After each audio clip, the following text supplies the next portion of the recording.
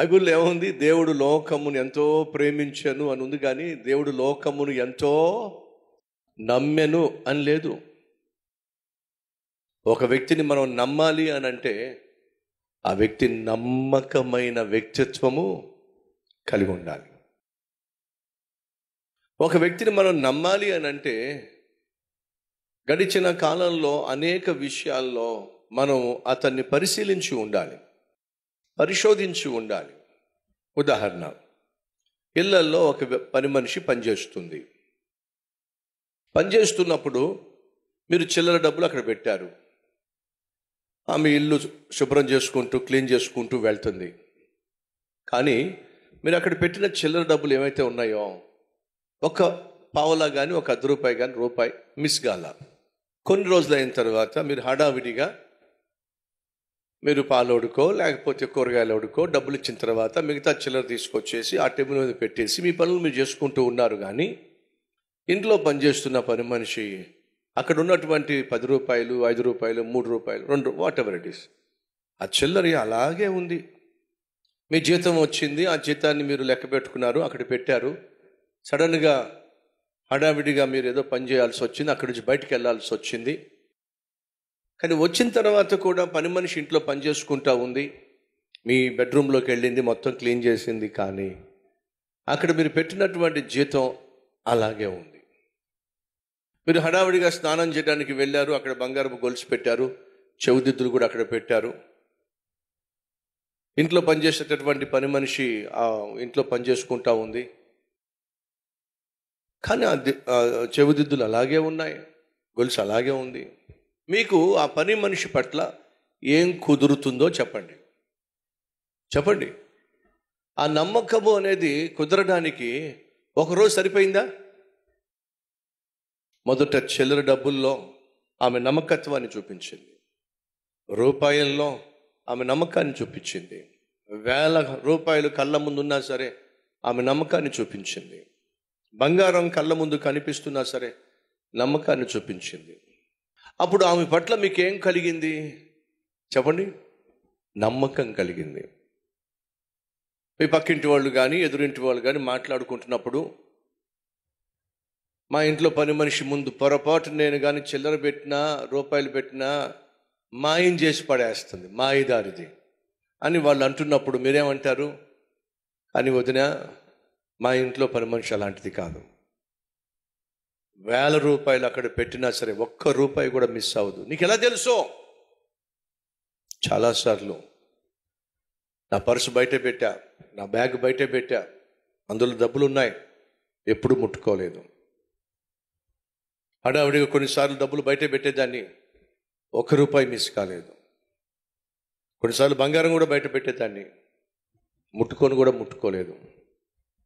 ఒకసారి ప్యాంటు జేబులో మా ఆయన ₹3,000 మర్చిపోతే తను ఉతుకుతున్నప్పుడు ఆ ₹3,000 తీసుకొచ్చి, అమ్మా అయ్యా ఆ జేబులో ₹3,000 ఉన్నాయని చెప్పి తీసుకొచ్చి ఇచ్చేసిందే తప్ప తీసుకోలేదు.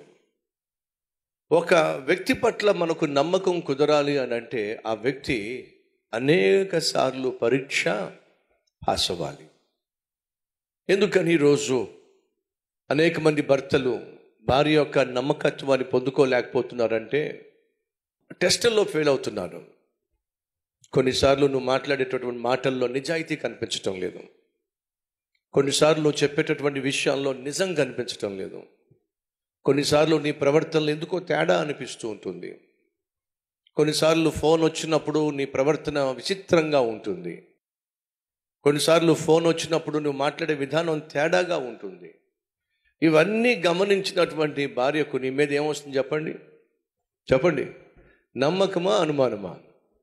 అనుమానం వస్తుంది. అలాగే భార్య విషయంలో కొన్నిసార్లు మీ పర్సులో ₹4,000 ₹5,000 ఉండాలి. ఇంటికి వస్తున్నప్పుడు ఎవరికో ఇవ్వాల్సింది ఇచ్చేసిన తర్వాత ₹10,000 ₹6,400 ఇచ్చేస్తే ఎంత ఉండాలి? పర్సులో ₹3,500 ఉండాలి. ఇంటికి వచ్చారు, పర్సు పెట్టారు, పొద్దున్న మళ్ళీ బయటకు వెళ్ళిన తర్వాత ₹3,500 ఉండాలి కదా అని చెప్పి మీరు గబగబా తీస్తే దాంట్లో ₹2,200 ₹2,500 ఉన్నాయి. మీరు ఫోన్ చేశారు, డబ్బులు ఏమైనా తీసావా అని ఫోన్ చేస్తే మీ ఆవిడ కయ్యమని పడింది. కయ్యేనో నీ తమ్ముడు ఎక్కడా? ఏమన్నాడు చెప్పండి? కయ్యమన్నాడు. ఏమన్నాడు? ఏ నా తమ్ముడికి నేనేమన్నా కావాలి వాడినా? నన్ను ఎందుకు ప్రశ్నిస్తున్నావు? నువ్వు మంచి కార్యము చేసినట్లయితే నీకు ఇంత కోపము వచ్చేది కాదు. సాధారణంగా ఏదైనా ఒక ప్రశ్నను మీరు భార్యను కానీ భర్తను కానీ మీ బిడ్డలను కానీ వేసినప్పుడు, కొంచెం అనుమానం వచ్చి వేసినప్పుడు వాళ్ళు ప్రశాంతంగా సమాధానం ఇచ్చారు అని అంటే ఎంతో కొంత వాళ్ళు నిష్కపటంగా ఉంటున్నారు. కోపంగా రివర్స్ అవుతున్నారంటే ఏదో ఒక కారణం ఉండాలి. అదే సమయంలో నీ భర్త మంచోడు కావచ్చు, యథార్థవంతుడు కావచ్చు, ఇంటికి ఆలస్యంగా వస్తున్న కారణం పనిచేసే చోట చాలా పని ఇస్తున్నారు, రోజు రోజుకి పని పెరుగుతుంది, టెన్షన్ పెరుగుతుంది, ఒత్తిడి పెరుగుతుంది. వాళ్ళేమో కష్టపడి చేస్తున్నాడు కదా అని చెప్పి చేసేవాడికి మళ్ళీ మళ్ళీ పని ఇస్తున్నారు, చేయనోడినేమో వాడు ఎలాగో చేయడు పనికి మళ్ళీ వాడిని వదిలేస్తున్నారు. చేసేటటువంటి భర్తకేమో పని మీద పని ఇస్తున్నారు. కాబట్టి ఆలస్యంగా ఇంటికి రావాల్సి వస్తుంది. అర్థం చేసుకోవాల్సిన భర్తను ఒకవేళ మీరు అర్థం చేసుకోకుండా అపార్థం చేసుకొని, ఎందుకు ఇంత ఆలస్యంగా వస్తున్నారు ఏమిటి, ఎక్కడి నుంచి వస్తున్నారు, దేని దగ్గర నుంచి వస్తున్నారు, ఎప్పటి నుంచి నడుస్తుంది ఇదంతా కూడా, అప్పుడు భర్తకి ఏమొస్తుంది చెప్పండి ఏమొస్తాం? ఖచ్చితంగా కోపం వస్తుంది. ఎందుకని అప్పటికే రెక్కలు మొక్కలు చేసుకొని రోజంతా కష్టపడి మానసికంగా ఎంతో కొంత ఒత్తిడికి గురై, భార్యకు ఏ కష్టం లేకుండా, బిడ్డలకు ఏ ఇబ్బంది లేకుండా నా కుటుంబాన్ని చూసుకోవాలి, పోషించుకోవాలని చెప్పి ప్రయాసపడుతున్న భర్తను ప్రశ్నించినప్పుడు కూడా కోపం వస్తుంది.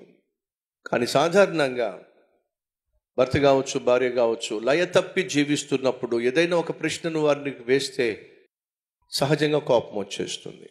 సంగమ దయచేసి వినండి. భర్త కావచ్చు, భార్య కావచ్చు, ఒకరినొకరు ప్రేమించవచ్చు, కానీ ఒకరినొకరు నమ్మడం మాత్రం అంత సులభము కాదు. ఇది వాస్తవం. అడుగుతున్న సహోదరి సహోదరులు, మీ సాక్ష్యము మీరు పనిచేస్తున్న చోట ఎలా ఉంది?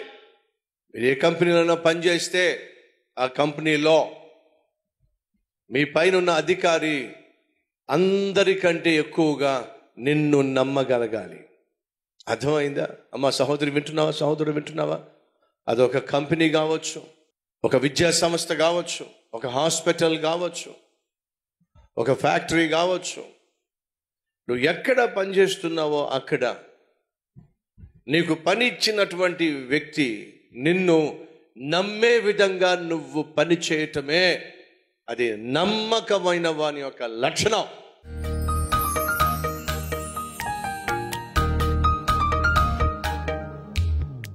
యేసయ్యా, నీ దృష్టిలో యథార్థమైన నమ్మకమైన బిడ్డలుగా నాయనా మేము జీవిస్తే ఎంత బాగుంటుందయ్యా. మమ్మల్ని క్షమించయ్యా.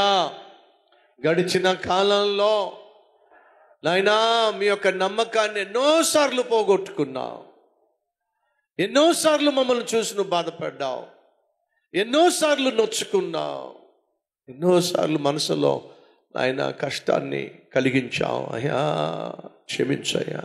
నువ్వు ఆశించినట్టుగా మేము జీవించలేకపోయాం, మేము ఇచ్చిన మాటలు నెరవేర్చలేకపోయాం, నీకు ఇచ్చిన మాట విషయంలో ఎన్నిసార్లు తప్పిపోయామో, కుక్క తన వాంతికి తిరిగినట్టుగా ఎన్నిసార్లు మళ్ళా వెనక్కి వెళ్ళిపోయామో, పాపంలోకి వెళ్ళిపోయామో, చేయకూడనివి చేశామో.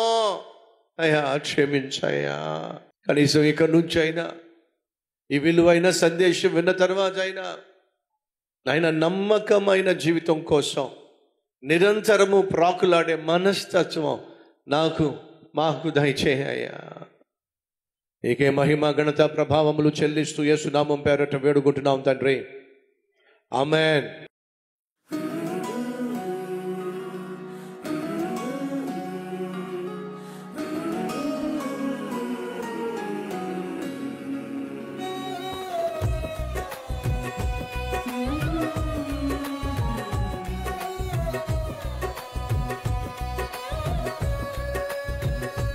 ఈ క్లుప్త సందేశం మీకు ఆశీర్వాదకరంగా ఉంటే 10 మందికి షేర్ చేయండి, లైక్ చేయండి, మీకు నచ్చిన కామెంట్ పెట్టండి. మళ్ళా రేపు ఇదే మార్నింగ్ డివోషన్లో కలుసుకుందాం. షలోమ్.